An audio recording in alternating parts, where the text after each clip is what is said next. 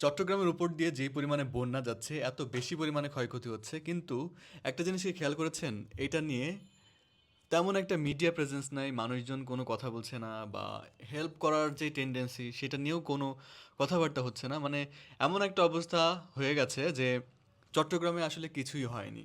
মানে এরকম যে চট্টগ্রাম নামে যে কিছু আছে, তারাও যে একটা অনেক বড় একটা ডিজাস্টারের মধ্যে দিয়ে যাচ্ছে, কারোর মধ্যে কোনো ধরনের কথাবার্তা নাই, কোনো ধরনের মানে চিন্তাভাবনা নাই। যেন যা হচ্ছে হোক, মানে এরকম একটা অবস্থা হয়ে গেছে।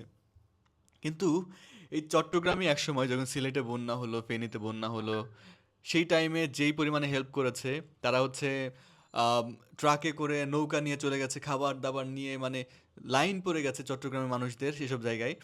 কিন্তু চট্টগ্রামে এত বড় একটা বিপদ হচ্ছে, সেখানে মানুষজনের কোনো ধরনের সহানুভূতি নাই, তারা কোনো ধরনের কথাবার্তা বলতেছে না যে আমাদের তাদেরকে হেল্প করা উচিত, তাদের পাশে দাঁড়ানো উচিত, বা একটু মেন্টাল যে সাপোর্ট সেটাও দিচ্ছে না।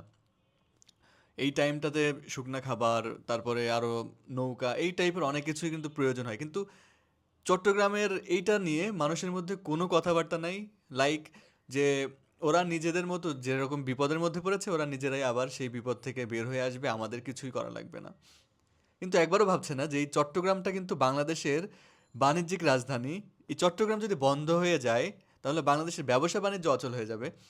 তাদেরকে এই রকমের একটা খারাপ অবস্থা থেকে আমাদের আরো দ্রুত বের করে আনা উচিত ছিল। সেখানে আমরা এটা নিয়ে কোনো কথাই বলছি না। মানে এমন একটা অবস্থা হয়ে গেছে, মানে যাচ্ছে তাই অবস্থা।